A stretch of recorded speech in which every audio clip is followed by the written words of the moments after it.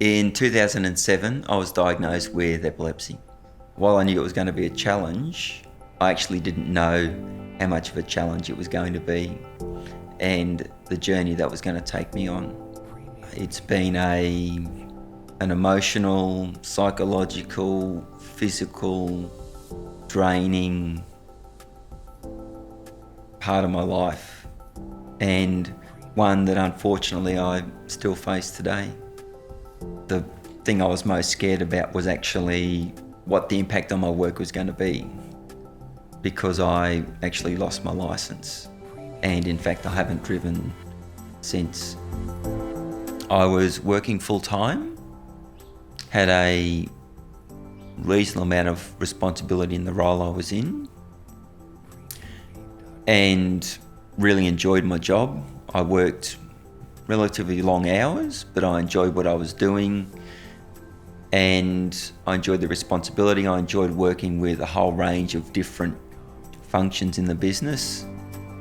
So I've got a condition that a lot of people don't understand and can't see. I'm taking medications that, for want of a better term, mess with your brain, and I'm trying to deal with all the side effects associated with that. And there's all this stress into the mixing pot as well. Over a long period of time, that eventually takes its toll, whether it's physically, psychologically, or mentally. And ultimately, I found I couldn't deal with it. There's this misconception that you're going to suddenly fall down and have a seizure and thrash around on the ground. There doesn't seem to be this awareness that there's a whole range of other types of seizures and a whole range of other types of epilepsy, not just the more common perception of falling on the ground and thrashing around. Probably the worst day in my working career was the day I had a conversation with my manager about my performance at work. I wasn't performing at a standard that was suitable in spite of my employer's support. I didn't know what that meant for the future. I didn't know really anymore what my standard was going to be and if it was going to be good enough to do anything. My seizures are ones that aren't immediately obvious to people. I look normal. After them, I'm quite tired physically, even though it's not obvious that I've actually had a seizure. And it can take quite a long time for me to recover from that. Early on, I went through the stage of actually not giving myself permission to accept what had happened to me. And I was determined to not show I'd had a seizure. And I was determined to not even acknowledge it in myself that I'd had one. So I would just keep going through one. I wouldn't take any time out. I wouldn't let anyone know. I would just keep doing whatever I was doing. The biggest impact hasn't probably been the seizures themselves. It's actually been the psychological impact of what they've meant and the medication. I've suffered 3 bouts of depression, 2 driven by medication, and 1 probably a combination of medication and circumstances. After taking some time off, what I realised was that there are a whole lot of things that were more important to me than working full time. And those things were being able to contribute to the community in a different manner, managing my health, and being able to lead, I guess, what you'd call a fuller life. But I don't have so much of my identity wrapped up in my job, or who I am as a person is not what it is I do anymore. In spite of how I've actually managed my life in the last few years with doing other things that interest me, I am still looking for work. For someone who's just been diagnosed with the condition, I'd say there's going to be challenges. Life is going to change in a significant way for you. What you need to do sooner rather than later is to come to terms with what those changes might need to be. And they may need to be a career change. They may need to be a change in how you actually live your life.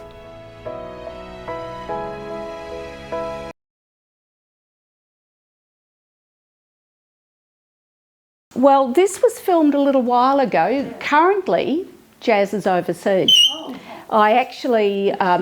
Jazz absolutely accessed support through our service in the early days. He's a remarkable man, and he really now gives back so much more than we give him.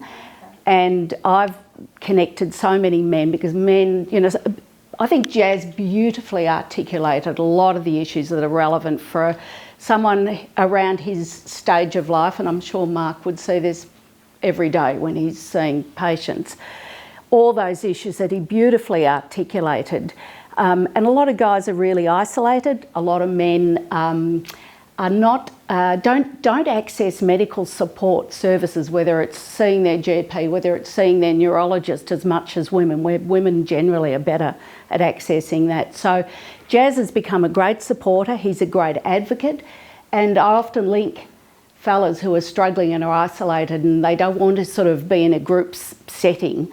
So he's really been brilliant in that. We need a lot more Jazzes out there selling the message. As Katrina said, I've been with the foundation for over 34 years now. I started on the Tuesday after the long weekend in March in 1989.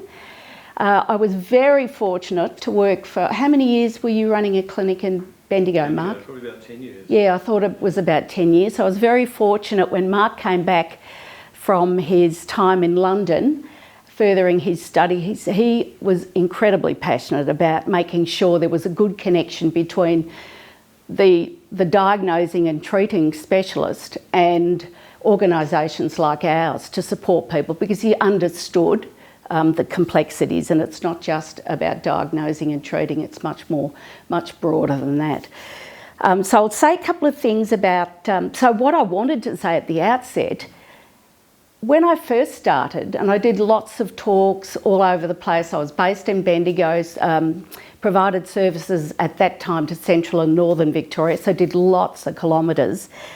When I'd give a talk, the stat was that about 30% of people diagnosed with epilepsy, in those days it was called uncontrolled epilepsy, now it's probably called, drug-resistant epilepsy? Yep.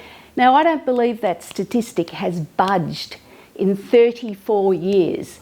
I think it's still pretty close to roughly 30% of people who get diagnosed with epilepsy, and epilepsy impacts people right from sort of newborns right through to very elderly people, with sort of peak ages of onset in young kids, very young children and much older people. I think that stat's still pretty relevant. So I know there's a lot of amazing research going on around the world. There's a lot of incredible research happening in this state, in this city. But we really need people to be committed to funding more research, not only to support people in the here and now, but to find cures. And MND talks about fighting the beast, but in my opinion, there are multiple beasts to fight with epilepsy, because it's not a single disorder.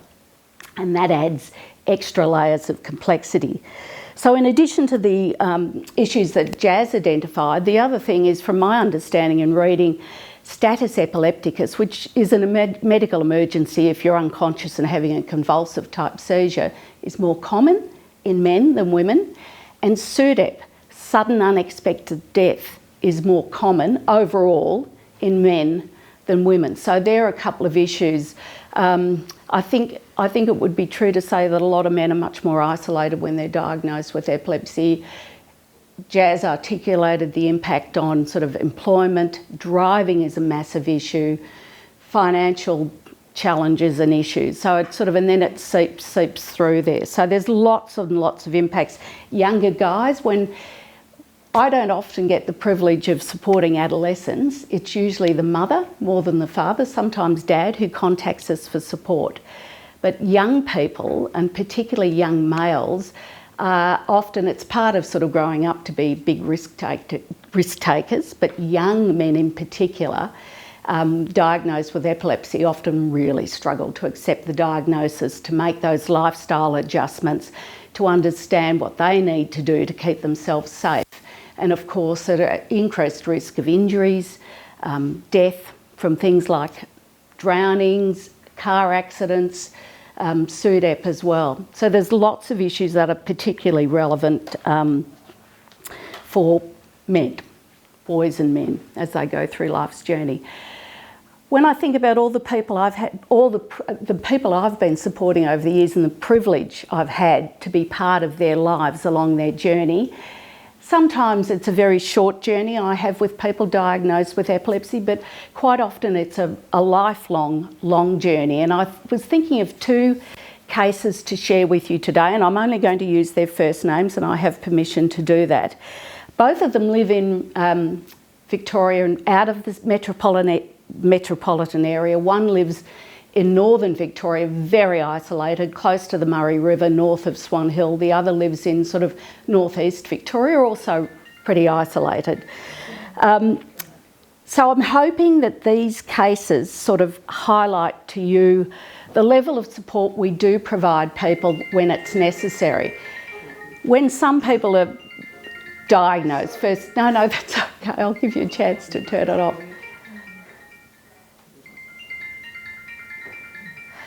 When we've got to imagine epilepsy is a family of related conditions and a spectrum from, there are a lot of people we support where they only need a bit of minimal support from us because they get diagnosed with a very treatable form of epilepsy and some initial support and information for them to make that adjustment and understand what they need to do to keep themselves well and seizure free. So that involves minimal intervention. A lot of our ongoing support, though, is for that 30% of people who continue to live with ongoing seizures and sometimes with catastrophic sort of impacts in many instances. So I wanted to tell you about Aidan and I wanted to tell you a bit about Darcy. So Aidan, I've known Aidan and his mum, Robin, for I'd say 16 years. I think I first met Aidan and Robin when I did a home visit to Benalla. They'd moved from Melbourne to Benalla and he was diagnosed with epilepsy, and it became fairly apparent fairly quickly that he had a developmental delay as well. So he was diagnosed with one of the much more catastrophic forms of epilepsy in childhood, where his mum knew long term he wasn't going to ultimately live an independent life. He was always going to be dependent. And it was completely unknown whether his seizures would eventually whether he'd eventually gain good seizure control. So right from that sort of first point of call, when I looked, because when I'm supporting someone, I'm very much focused on the here and now, but when I looked back over the case, it involved things like home visits. It involved things like developing epilepsy management plans. When the paediatrician prescribed the emergency medication midazolam, ensuring there was a midazolam plan, teeing up everything so one of our nurses could provide emergency midazolam training to the family, to key people supporting Aidan through his journey. It involved things like hospital visits when he came down for various admissions and tests and treatments. It involved liaising with his paediatrician and his paediatric neurologist when issues cropped up about his medications, for example. It involved writing countless letters of support for things like better management and strategies on his bus, because he had issues on the school bus. Writing letters of support to get air conditioning for their Office of Housing, their public housing, because his seizures were triggered by excessive heat if he got overheated. writing letters of support to relocate to more appropriate housing. So I've followed him. I meet them in Melbourne quite often just when he comes down for clinic appointments, and he's now transitioned from the Children's Hospital to the adult neurology world, and that transition can be pretty touch and go as well. So that's Aidan's story in a nutshell. I could sort of tell you a lot more about him. That's over a long number of years. When I think about Darcy, when I had a quick look at his file, first contact was in September 2020. I've got 270 case notes in his file and 35 files in that short period of time. He's a young fellow who was diagnosed at the time by a very good paediatric neurologist at the Children's Hospital with a condition Mark would diagnose quite a bit called juvenile myoclonic epilepsy, and that's what he was considered to have in the early stages. However, as time evolved, it became apparent it was much more complex than that. JME is generally very treatable, but there are some challenges around managing lifestyle and making sure you take your medications and not being sleep deprived and things like that.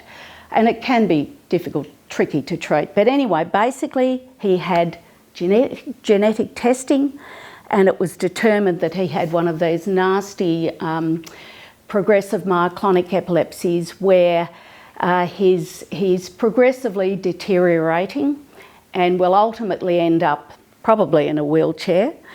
It's likely to shorten his lifespan somewhat. So this family, they live north of Swan Hill, very low income family, single parent mum doing her best to support this son who's diagnosed. He misses lots of school.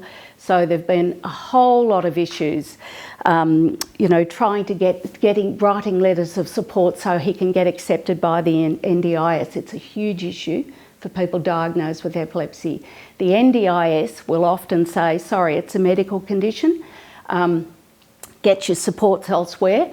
Or they'll say, you haven't exhausted all treatment options, therefore don't come to us now, come back to us down the track. So there are a lot of people with epilepsy for whom their epilepsy is drug resistant, has a massive impact on their life, and they're not getting picked up by the NDIS. And of course, very little funding elsewhere other than the NDIS. So supporting Darcy and his mum has involved all sorts of things, writing letters of support to the NDIS, various letters of support, getting involved at the school level because he's been missing massive amounts of school. And, there is a legal requirement for kids to attend school. His epilepsy, he's incredibly photosensitive, which means that he goes to the local pool in summer and he started having seizures there because of the flickering, the shimmering on the pool. So we managed to convince, ultimately he got picked up by the NDIS, had to write letters of support to get some special blue cross-polarised lenses that would reduce the likelihood of his seizures being provoked or triggered from sunlight and travelling in a school bus. He was having seizures on the school bus all over the place. So we try and support people along their journey with whatever they need at that point of time. And I've done countless referral letters because he needed supports from other organisations. His mother needed support as a carer. So what else can I tell you about Darcy? I mean, he's very isolated. Jazz mentioned depression. This young fellow struggles with depression and anxiety. He's not attending school very often. His mother doesn't have the capacity to provide sort of homeschooling. So there are massive issues that impact families and young fellows.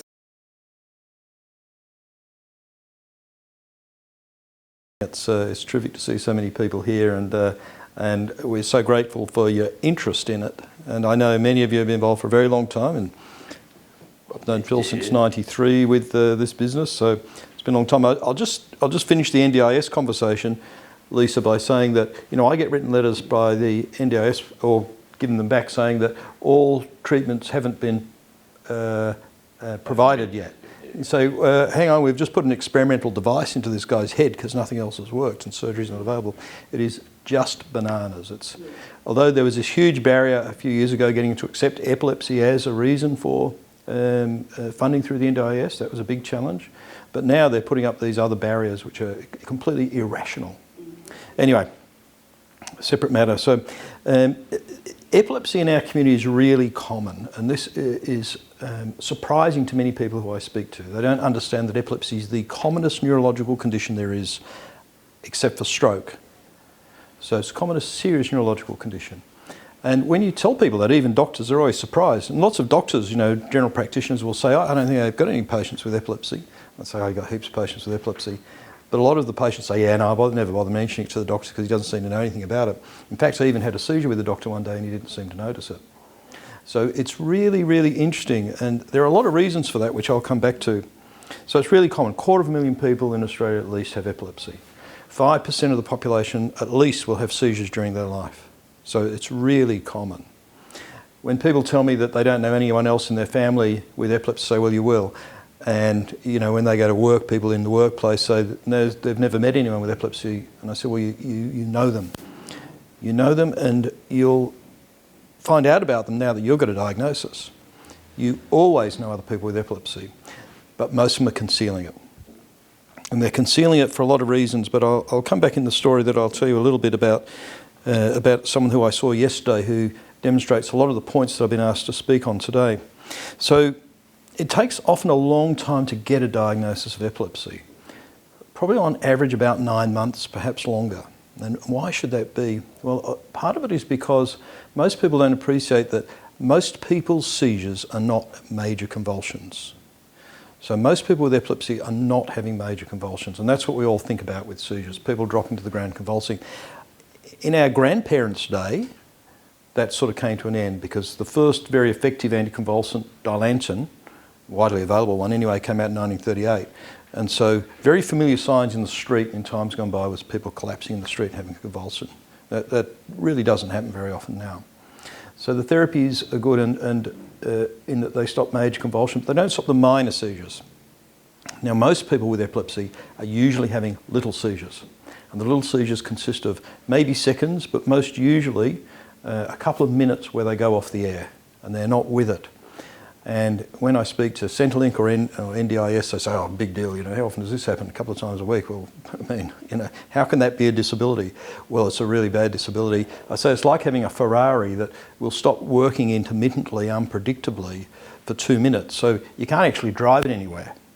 It looks great in the garage though, but it's a very significant limitation if you've got a system which intermittently doesn't work unpredictably. And this exposes patients to great danger. Driving is an obvious one, but in many other circumstances in day-to-day life, people are in great danger through this intermittent and unpredictable loss of awareness. Now, for some reason, if you say that's happening because your heart stopped, everyone's sympathetic towards you. But when you say it's because of an epileptic seizure, for some reason, people go, oh, right, okay, well, we better not talk about that anymore, which I find the weirdest thing. It's very peculiar, particularly as the manifestations are obviously very similar. So most people with seizures in adult life having what are called focal seizures. They start from one part of the brain, they might get a warning of some sort, and that warning represents the part of the brain that the seizure's starting in being activated. So often it's in a part that involves memory or smell.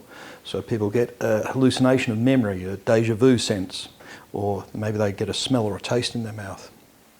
That just relates to where it's starting from, but it can have very many manifestations depending on which part of the brain, so it could involve parts that start in areas that control vision or movement or sensation. So all sorts of things are possible, all combinations. So they're often very unusual and unique to the individual. So most people don't realise that, and so people are often having these events until they have a major seizure. So major seizures are a rare event for most people with focal seizures. But that's what will bring them to attention. They'll have a major seizure, they'll go into a hospital or go and see a doctor, and they'll come and see me and I'll say, do you have any funny little events? They go, oh, I've been having them for years.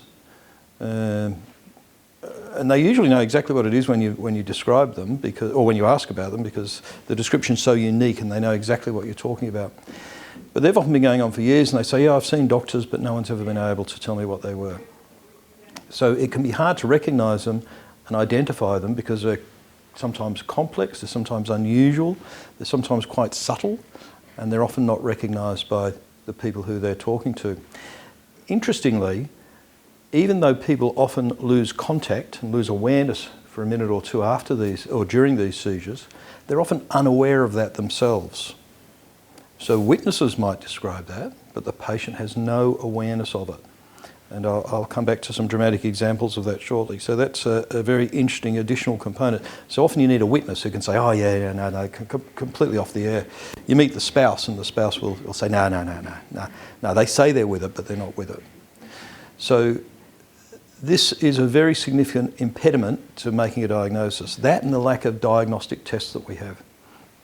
So we have EEGs, which capture the brain's electrical activity, and they're terrific if seizures occur during the EEG. And sometimes between the seizures you can actually see changes on the EEG. But usually a routine EEG of half an hour duration is usually normal in people with epilepsy.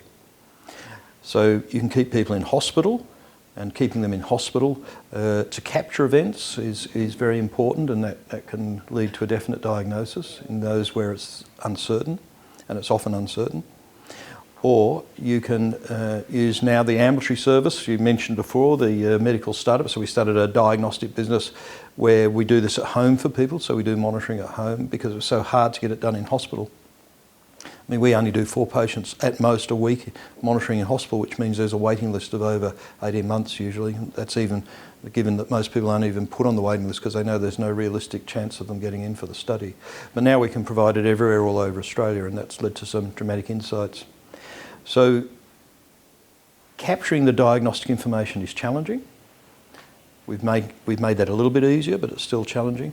Recognising what seizures are and the lack of appreciation in the community and even amongst medical people, what seizures involve is also very challenging. Now, I said to you about focal epilepsies that start in one part of the brain. So they're usually due to some sort of structural problem, a scar or injury, very commonly a malformation or birthmark of some sort, cause the person no other trouble. They only have the seizure. It's the only consequence of this abnormality. So people are otherwise perfectly, completely well. And I think, as Jazz said, like a lot of invisible illnesses, this actually constitutes a problem. Because I've got a sore heel at the moment and I'm limping around with that. And I get lots of sympathy from everyone. But you don't get anything if you're not limping or if you've not got your arm in a cast or something. So unless you've got some visible problem, it's hard for people to understand how you're limited by your condition. And people with epilepsy describe that all the time.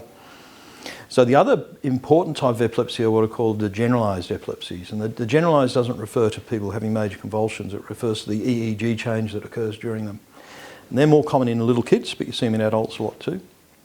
And they more often tend to get better by themselves. So a lot of you will be familiar with absences or what used to be called petit-mal seizures in children where they zone out for a few seconds and then come back to it. They often get better in teenage years. Sometimes they don't, and they have a lot of generalised seizures, but most often they get better.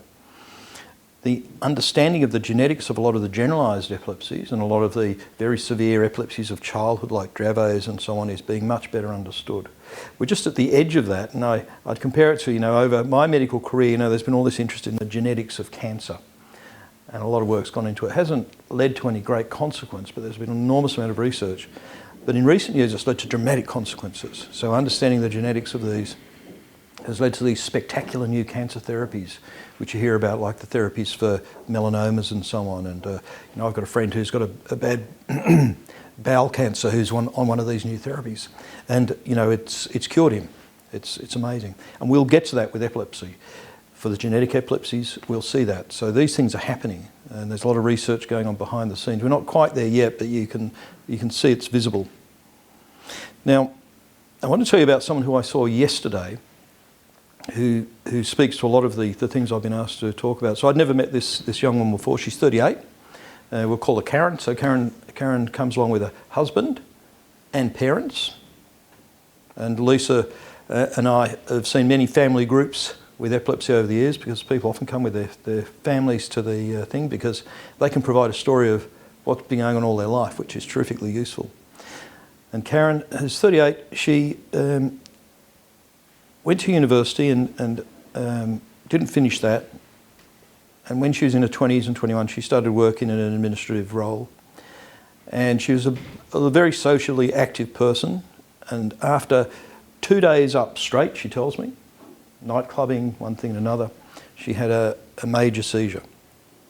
And it was attributed to her lifestyle at the time, which is a component of it, no question. Sleep deprivation is very important, provoking seizures. But she had a major seizure and it was put down to that.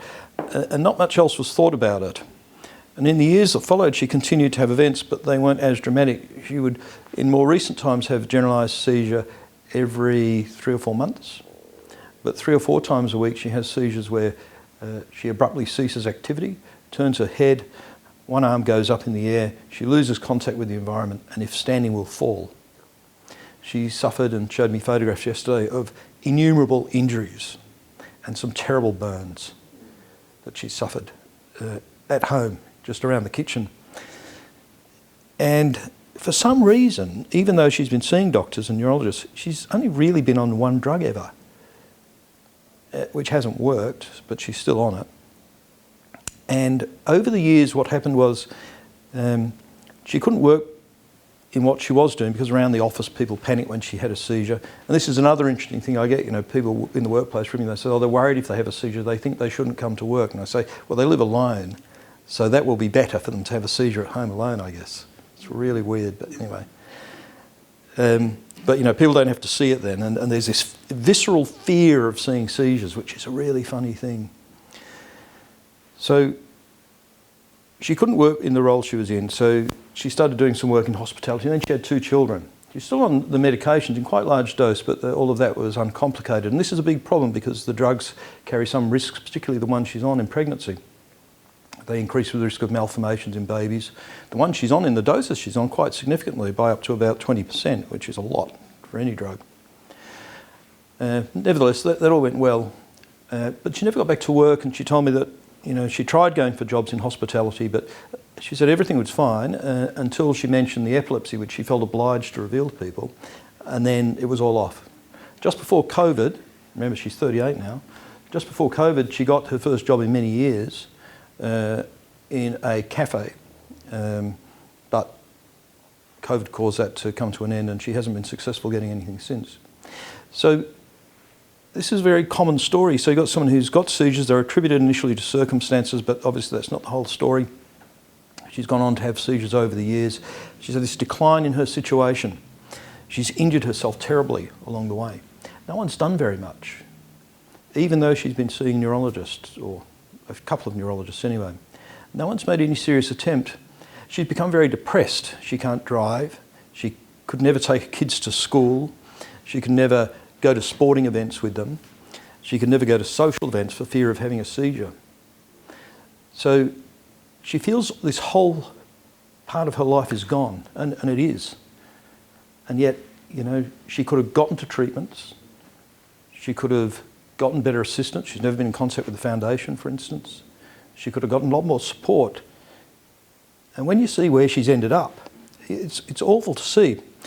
But I was able to tell her yesterday, look, there's an enormous number of new medications. Lisa mentioned before, about 30% of people still aren't controlled by medications, which is true. But we have a lot more medications, and that means we have a lot better range of therapies, many of which have much less in the way of side effects than the old ones. Bromides became available in the 1880s, and bromide's a terrible drug, and they have terrible side effects and skin effects and so on.